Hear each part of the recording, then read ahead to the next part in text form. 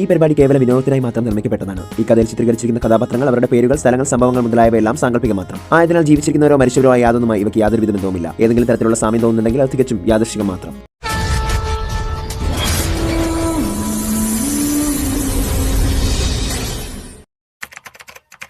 പ്രദ, അപ്പോ സത്യത്തിൽ നീ മത്സ്യകന്യകയാണോ? പ്രദ ഒരു നിമിഷം നടുങ്ങിപ്പോയി.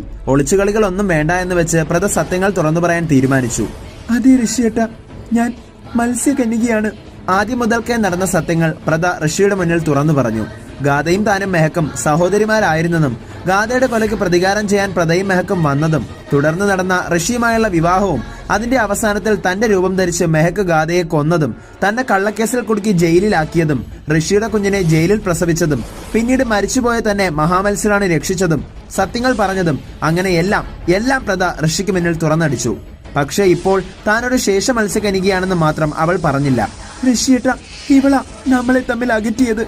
മത്സ്യറാണിയാകാനുള്ള ഇവളുടെ മോഹവും തുടർന്ന് മീനം നക്ഷത്രത്തിൽ ജനിച്ച ഋഷിയേട്ടനുമായി ഒത്തുചേർന്ന് ഇവൾക്ക് മഹാശക്തിശാലിയാകണമായിരുന്നു.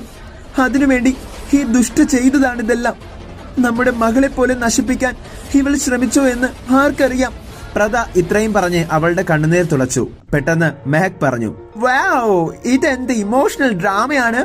സീമ ചിരിച്ചുകൊണ്ട് തുടർന്നു, അതെ മോളെ, ശരിയാ നീ പറഞ്ഞത്. പക്ഷെ ഒരു രഹസ്യം കൂടി എനിക്ക് പറയാനുണ്ട്. അതുകൂടി അമ്മ ഒന്ന് പറഞ്ഞോട്ടെ ദീപിക മോളെ. അതിനുശേഷം ഇവരെയൊക്കെ യമപുരിക്ക് അയക്കാം. എന്താ?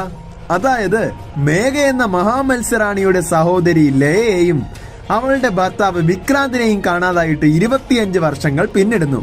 ശരിയാണല്ലോ? ആ തിരോധാനത്തിന് പിന്നിൽ ഈ സീമ തന്നെയാണ്. എന്റെ ഈ കൈകൾ കൊണ്ടാ ഞാൻ അവരെ കൊന്നത്. മെഹക് പെട്ടെന്ന് പൊട്ടിച്ചിരിച്ചു. ഒപ്പം സീമയും. എന്തായാലും സത്യങ്ങളെല്ലാം എല്ലാവരും അറിഞ്ഞല്ലോ. ഇനിയിപ്പൊ 2 പേർക്ക് മരിക്കാമല്ലോ. ആദ്യം ഇവളെ അങ്ങ് വിധവയാക്കിയേക്കമ്മേ.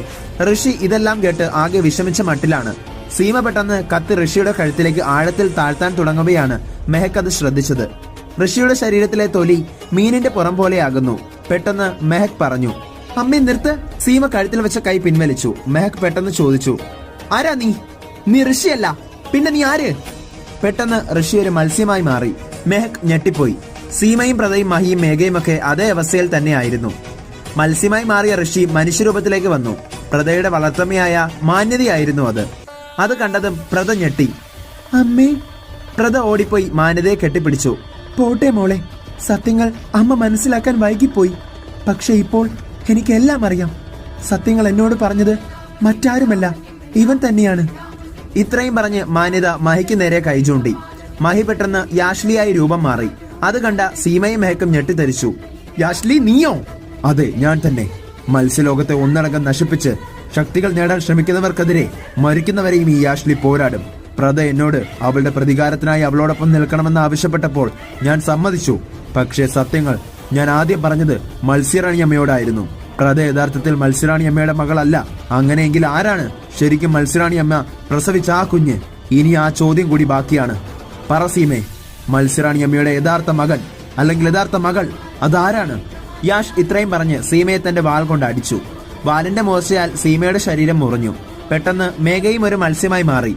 പറയിടി, ആരാടി മത്സ്യറാണി അമ്മയുടെ മകൾ? പറ. ഇത്രയും പറഞ്ഞ് സീമയെ വീണ്ടും മേഘ അടിച്ചു. തന്റെ അമ്മയെ തല്ലുന്നത് കണ്ട് മെഹക് മത്സ്യമായി മാറി യാഷിനോടും മേഘയോടും യുദ്ധം ചെയ്യാൻ തുടങ്ങി. തന്റെ ഉച്ചം തലയിൽ നിന്നും ഇന്ദ്രനീലം പുറത്തെടുത്ത് മേഘയെയും യാഷിനെയും ഇന്ദ്രനീലത്തിന്റെ ശക്തിയാൽ മെഹക് അടിച്ചു വീഴ്ത്തി. അതേസമയം പ്രദ ഒരു മത്സ്യമായി മാറി. പ്രദ മത്സ്യമായി മാറുന്നത് കണ്ട മെഹക് ഞെട്ടിപ്പോയി.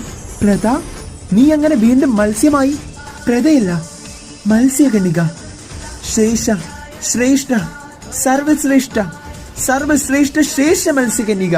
ഇത്രയും പറഞ്ഞ് പ്രദ അവളുടെ ചിറകുകൾ വിടർത്തി ശേഷ മത്സ്യകന്യകയായി അന്തരീക്ഷത്തിലേക്ക് പറന്നുയർന്നു. ഈ ദൃശ്യങ്ങളെല്ലാം കണ്ട സീമ ഞെട്ടിത്തരിച്ചു. മെഹക്കാകെ സ്തംഭിച്ചുപോയി.